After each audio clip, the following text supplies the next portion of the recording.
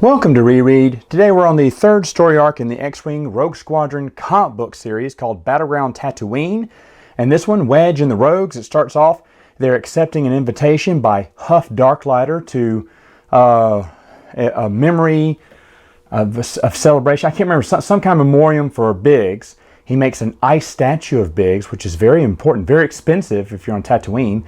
But meanwhile, Firth Olin, who is a Twi'lek, has some kind of dastardly plan against the Rogues, and Huff is somehow involved. Well, Huff is a partner of his, and I don't think that's explained that much. Again, with 4 issues, you really have to cram a lot of information, a lot of backstory into a four comic story arc. It's kind of hard to do. But this starts the relationship between Tycho and Winter. Tycho is flirting with her. At the end, Wedge says, "I'm going out in a ball of flame." And then he kamikazes into a TIE fighter or something like that to kill him. And Winter thinks, oh no, he's dead. But then Wedge says, well, oh yeah, I can't wait to see Tycho again. She went, Wedge, don't you know he died? Didn't you see it? He goes, no. He said, oh, the code going out in a ball of flame means he's going to eject and then hit his, have his X-Wing to get destroyed. He said, that's what I thought it was. And Winter's like all mad that they didn't give her in on the code. Okay, I guess. By the way, I should mention Firth. The whole time, this is a great storyline. The whole time he's torturing, like electrocuting this little brain spider that's with him, and the whole time you don't get why the brain spider is getting tortured so much. But before I get to that reveal, I should go back and do one other thing. There is some good flying action sequences in the comic books. That's pretty good. Sixtus is a giant beast of a man who's a stormtrooper without a helmet.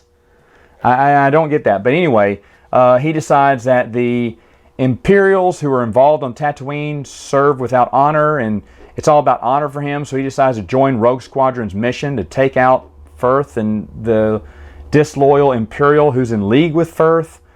And it's so funny because Sixtus is a cool character. I mean, I really I hope we get to see more of him. I can't remember if we do, but I was like, oh, he's pretty cool. And so he and his band of stormtroopers who wear like half armor, like sleeveless armor with no helmets, have these big cannon rifles as they're moving through the base. And he corners the captain and goes, "You have no honor, sir," and blah, blah, blah. And I can't remember, there's some speech there. And then he just totally annihilates, like disintegrates at close range with a blaster. Like there's nothing but a stain against the wall once it's done, which I thought, whoa, that went a little too far, I think.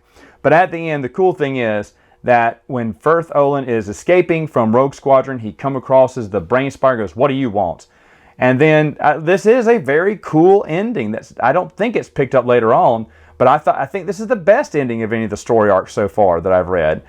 The 3PO unit or whatever that Firth Olin controls is welcoming him back as master, saying, "Oh wow, I'm so glad you survived all your injuries. The Spider Bamor monks, brought you into us." But those markings look like brain surgery, not the injuries that were described to us that you had. He went, well, injuries can look very deceiving. And so that's just to tell the audience that he had some brain surgery.